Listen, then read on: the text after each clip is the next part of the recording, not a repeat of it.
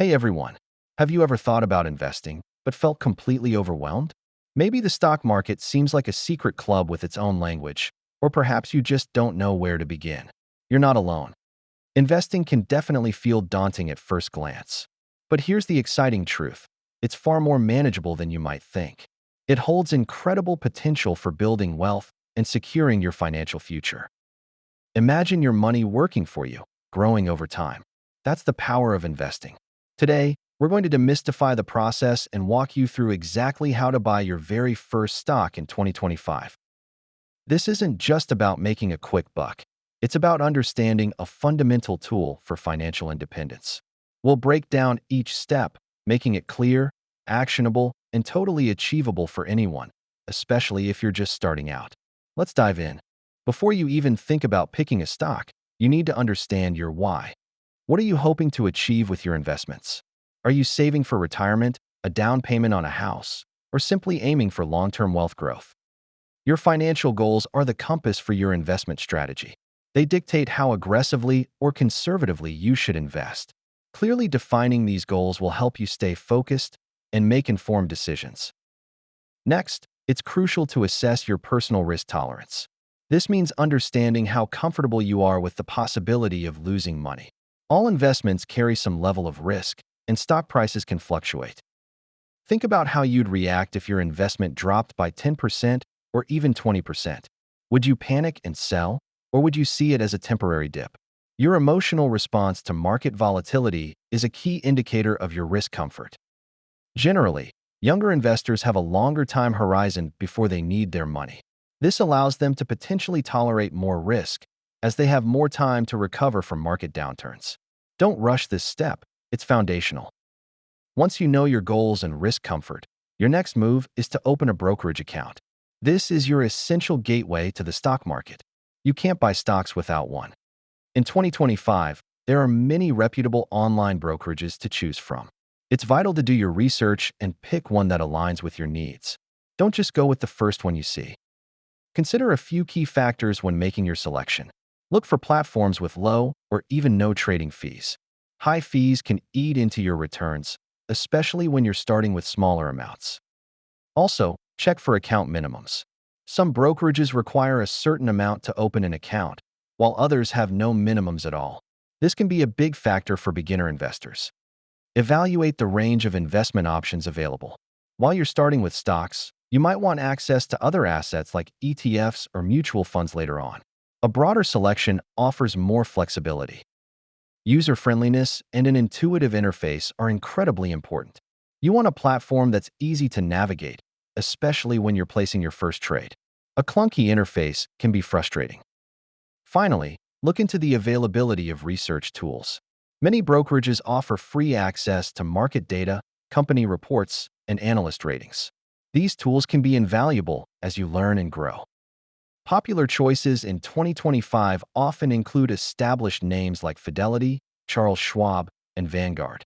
Newer, more tech-focused platforms also offer compelling options, so explore what's out there. After successfully opening your brokerage account, the next step is straightforward. You need to put money into it. This is the capital you'll use to buy your first stocks. The most common and convenient way to fund your account is through an electronic transfer from your bank account.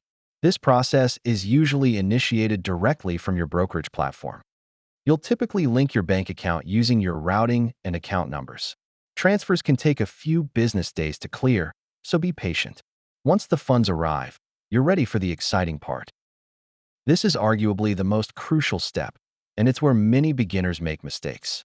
Avoid making decisions based on hype, social media trends, or hot tips. Do your own homework. A great starting point is to research companies you already understand and believe in. Think about brands you use daily, products you love, or industries you follow. This familiarity can give you an edge. When selecting stocks, consider the company's fundamentals. Look at its financial health. How much revenue does it generate? Is it profitable? What's its debt level and cash flow?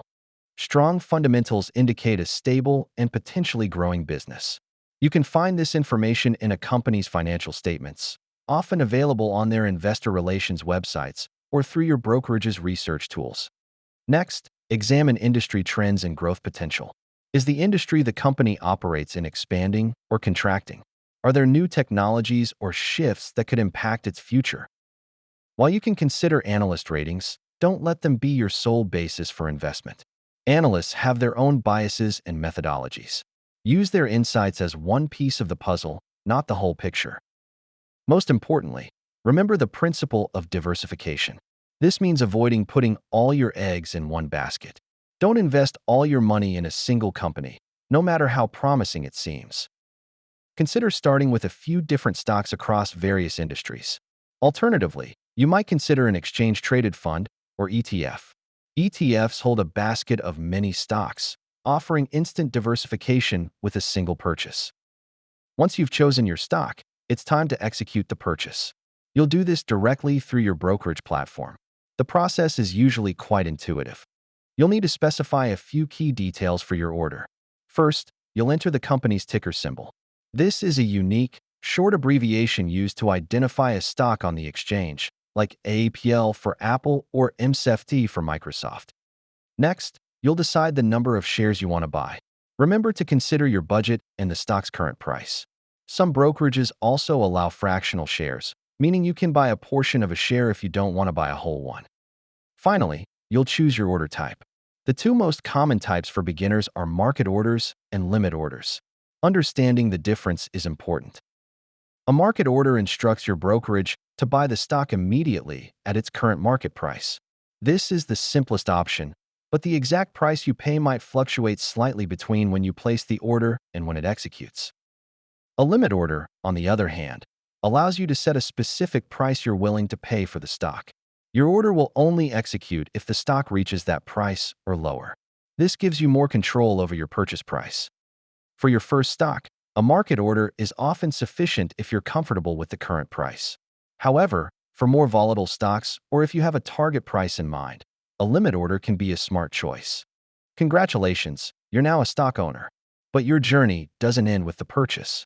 It's important to regularly monitor your portfolio's performance. Keep an eye on how your chosen companies are doing. Stay informed on company news, earnings reports, and broader industry developments. This helps you understand the factors influencing your investments. However, a crucial piece of advice for beginners: avoid panic selling during market fluctuations. The stock market naturally experiences ups and downs. Short-term volatility is normal. Reacting emotionally to every dip can lead to poor decisions and missed opportunities for long-term growth. Remember your initial goals and risk tolerance. Patience is truly a virtue in long-term investing. Focus on the big picture and the long-term potential of your investments, rather than daily price movements. Some companies pay out a portion of their profits to shareholders in the form of dividends. If your chosen stock pays dividends, you have an interesting option. You can choose to reinvest these dividends. Instead of receiving the cash, your brokerage will automatically use the dividend payment to buy more shares or fractional shares of that same company. Reinvesting dividends is a powerful strategy because it compounds your returns over time. You're essentially buying more assets without putting in new money, which can significantly boost your long-term growth. The stock market is a dynamic and constantly evolving environment. What works today might not be the optimal strategy tomorrow. Therefore, continuous learning is absolutely essential. Make it a habit to educate yourself about investing. Read books, take online courses, and follow reputable financial news sources. The more you learn, the more confident and capable you'll become. As you gain experience, you'll refine your investment strategy. You might discover new types of investments that align better with your evolving goals or risk tolerance. Be prepared to adapt to changing market conditions. Economic shifts, technological advancements, and global events can all impact the market. Flexibility is key to long-term success. Remember, buying your first stock is just the beginning of an exciting financial journey. It's a powerful step towards taking control of your financial future. Keep learning, stay patient, and enjoy the ride.